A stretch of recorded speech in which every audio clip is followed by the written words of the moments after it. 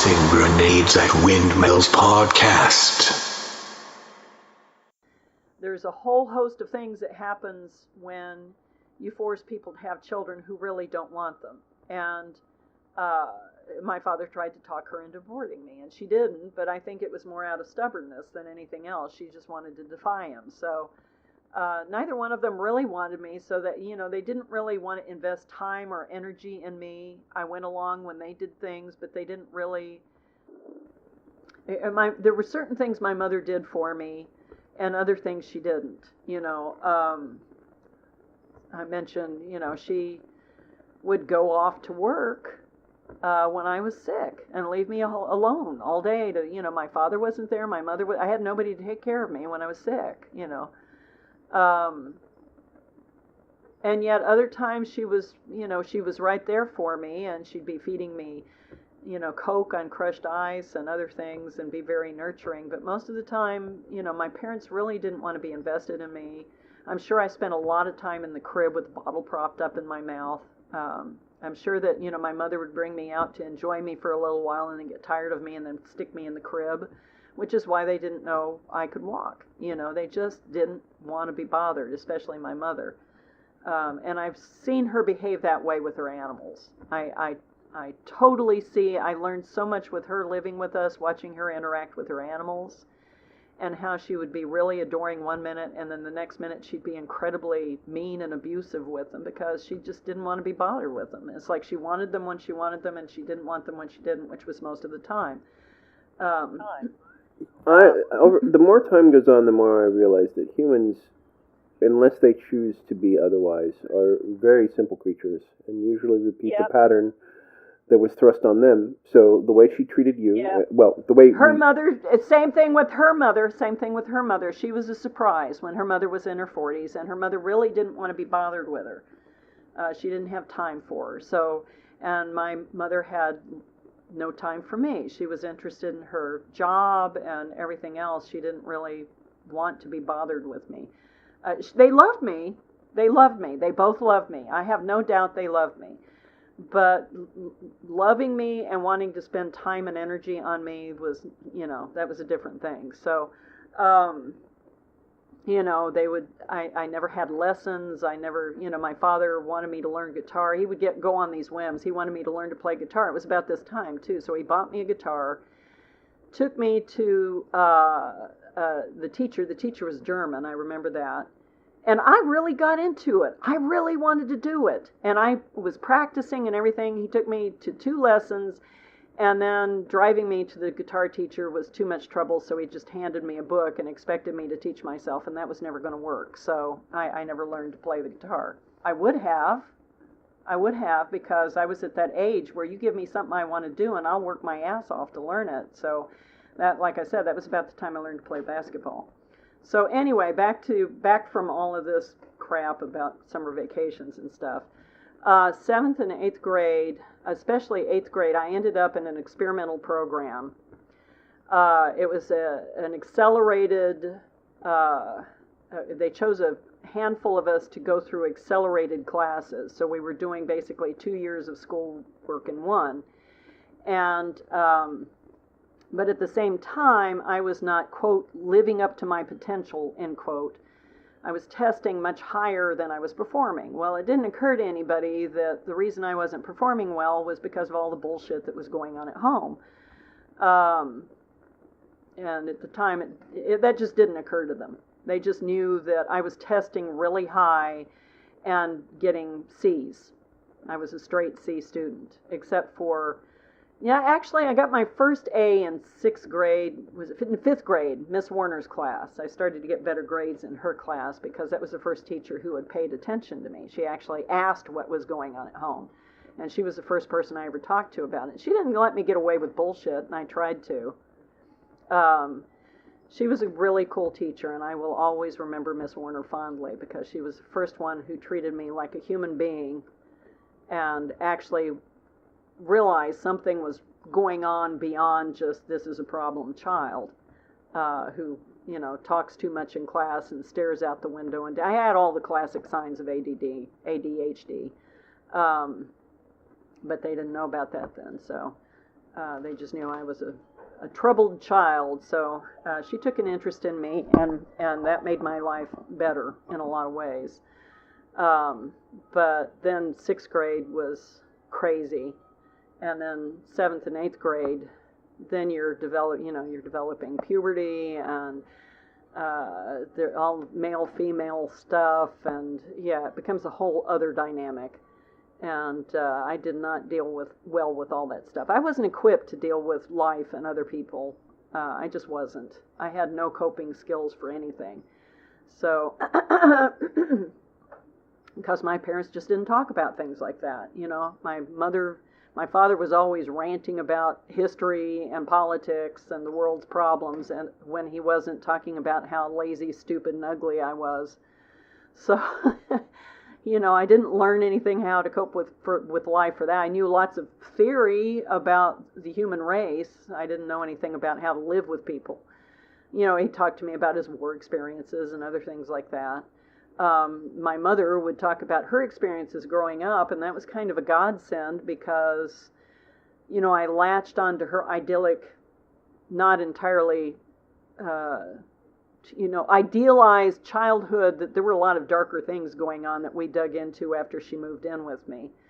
And that was actually really rewarding. That was a rewarding part of having her live with us. Most of it was really difficult because of her hoarding and because she really, really, really, really was angry with me for making her move in with us rather than live and die in her hoard. Because I'm not a nurturing person who doesn't care about other people. Whatever. Anyway. But yeah, she didn't really give me any coping skills either. She was too invested in her job. So, anyway, so I was in this accelerated course, but at the same time, I was in a group for kids who were not living up to their potential, and we would go down, I don't remember how often it was. It was like once a week or twice a week or something. We would go and meet with these guidance counselors or whatever, and we would sit around and talk, and sometimes we'd go play basketball or something. But I learned to play basketball in 8th grade and took to it like I became absolutely obsessed with basketball. So every time I got a chance, I was out. There was a church across the street from us, Presbyterian church, and their parking lot, they had a basketball post at either end of the parking lot. So I would go out there and practice basketball, and I became really, really, really good at it. I mean, I was really good at it. I mean, I practiced because my father talked about it once he knew I was interested in it. He was very excited about that because he tried to teach me. He was very athletic, and he tried to teach me to play golf. He tried to teach me to fish, all of these things. And honestly, dealing with my dad with anything was you were risking your life because you never knew when he was going to get mad and hit you. I was afraid of getting hit in the head with a golf club. He was patient with everybody else. He could teach anybody in the world something. He was a great teacher, except me, and he expected me to be perfect right away. Of course I wasn't. I was human. So, but he had decided that I was this brilliant. He would tell me I was stupid and lazy and all this stuff. He told my mother once. My mother was like, "Why don't you ever praise Jody for anything?" And he said, "Well, if I do that, she'll quit trying." Well, the opposite was true. I felt like no matter how hard I tried, it would never be enough, so I'd just give up. And I've struggled with that my whole life. But basketball, he hadn't gotten to me on. That was not something we had done together. So that I did on my own, and I became really good on it, including I could do great hook shots. I could sink a hook shot with either hand. I was really, really good at it. And it was a much-needed source of that, and sewing were a much-needed source of self-confidence for me because I was really, really good at it.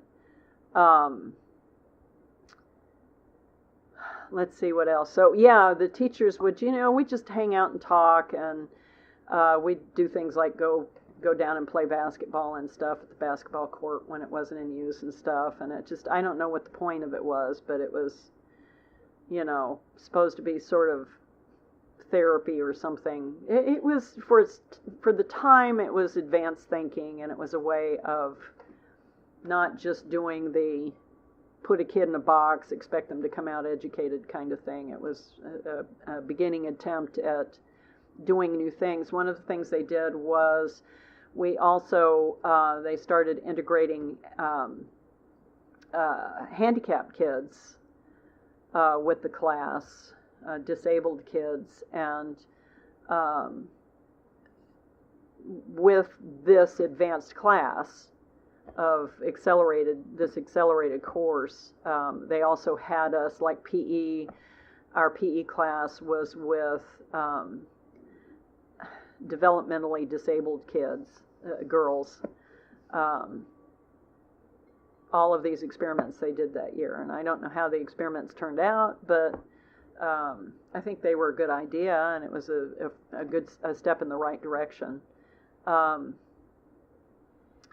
Yeah, stockings and garters. I was so happy when I got to college and discovered pantyhose. They were so much easier to deal with than stockings and garters. What a thing to put on a little girl, have to. And now people wear that because it's sexy, and it's like, I don't think of them as sexy. I think of them as a pain, It's obnoxious, put a 13-year-old girl in a garter belt and stockings. And then all the other stuff. Well, it's kind of like a horse-drawn carriage. It's a lovely, romantic thing to do every once in a while, assuming you have gear that isn't killing the horse.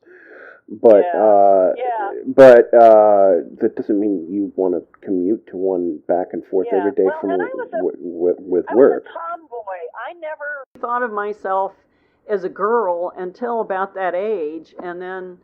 The good thing about that age is I became interested in music and fell in love with Motown, which still is I still love Motown, and it's just things that I had not paid attention to until years later. I look back on it, and it's like, up until that point, you didn't really hear from black artists much. There were a handful.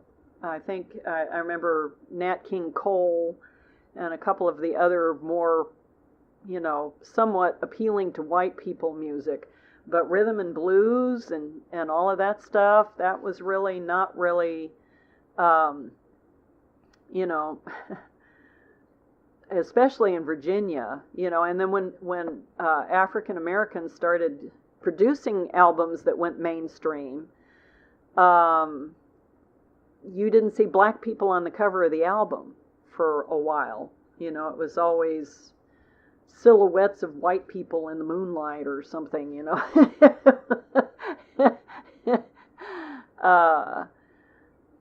eventually, they came into their own. But boy, when I took to music.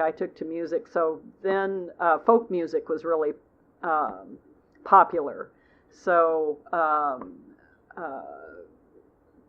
protest music and Woody Guthrie and Peter, Paul, and Mary and a whole lot of other things were really popular then, and I loved that. And Motown were my big things. And then, of course, once I got into high school, mainstream, the Beatles. 13 years old, I had heard of the Beatles and how popular they were. And one of the first records I ever bought, the first record I ever bought was a folk song album by I think it was Joe and Eddie, and it was a African American brothers who were folk singers, and it was all folk music standards. I know that was a lot of what I listened to early on as a child, so it certainly stuck with you for quite some time. Yeah. And one of the earliest records I ever bought was, and I'd never heard it before, was a 45 of I Want to Hold Your Hand by the Beatles. And that set me off on that path of being interested in the British music. And, I was very into the music of the 60s, but not so much things like, I didn't really understand stuff like Cream and the heavier rock, which was going on, but I didn't really take to it until I got into college. I never really heard any of it until I got into college, and then I had roommates who played it. I had a roommate who, because when I arrived there, I had just joined the Mormon church at Loretta Heights College, and this is something my mother did for me. It's one of those things that my mother would do. That, I mean, she'd get on a bus and ride 350 miles to see me in plays at Lynchburg College. So she was very supportive of that. She really wanted me to become famous.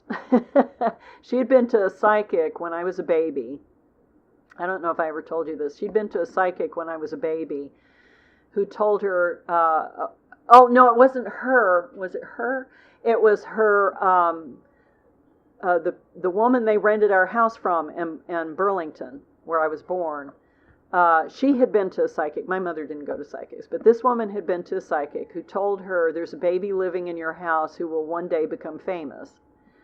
And my mother latched onto that, and she told me that story the whole time I was growing up. So once I became interested in acting and everything, she was just convinced that I was going to become famous. When I told your father that story, his reaction, well, that's just Satan trying to sidetrack you.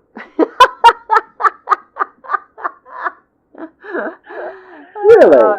Yeah, that was your dad's reaction. That's just Satan trying to distract you from your true mission in life, which is to be my slave. Anyway,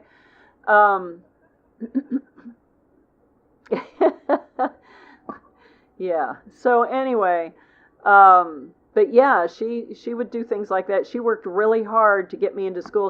Daddy wanted me to go to like George Mason University or something. And he offered to buy me a car and everything if I would go to school locally, so I would never leave home. My mother felt like I needed to get the hell. There was always this competition between the two of them. She wanted me to get the hell away from home. I think my father knew, well, both of them knew I was not equipped to deal with life, that I was not equipped to take care of myself. Not that either of them did anything about that to make sure that I learned how to take care of myself. But my mother fought really hard to, once I got accepted at Lynchburg, when I put out college applications, that was the only acceptance I got. My mother worked really hard to get the loans and so on for that, so I could go to school and get away from my father, and learn how to be a human being. But I kind of spectacularly at that. I didn't really ever learn to be on my own very well. So even after I divorced your dad, that's when it became really apparent that I wasn't very good, had no idea how to take care of myself, and especially not my children, which is part of the reason why I left my children with him, as I knew that. I knew that I was no good at taking care of myself. That I would fail even more spectacularly with taking care of my children than I had, being a Mormon wife and mother. I laid out that whole roadmap, and I treated it like a job, and, I would make meal plans a month ahead, and, I took you guys to the library and swimming lessons and all this stuff, and I tried really hard to be the involved parent that my parents weren't. I tried really hard to do all that stuff for you guys, and then felt like when the marriage started to fall apart, which I blame on the church. I really blame it on the church, because your dad and I got along fine until years later, and I read about the shift that had happened in the church. I just joined the church during a time of Renaissance. It was not a typical time for the church. Spencer W. Kimball was not a typical prophet, president of the church, whatever you want to call him. And when the authoritarians, the patriarchy, stepped back in to clamp down and make everything be the way they thought it should be, things were getting out of control. Our women are becoming feminists. My God, how dare they think they're human beings? Anyway, and of course your father just always did what he was told. It never occurred to him to think for himself. So he did what he was told, and when he did what he was told, he didn't tell me what was going on or why he was active. He didn't explain the sudden change in his behavior from us being best friends to him becoming this authority figure in the home. And I kept saying, "You're turning into your father. I didn't marry your father. I married you." And what's going, and he would never tell me why he was acting the way he was acting. It was just,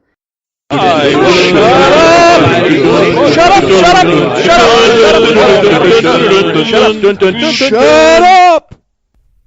Copyright 2017 Red Anvil Amalgamated LLC. For more of this and other worlds, visit redanvilcreative.com. To fight the forces of evil!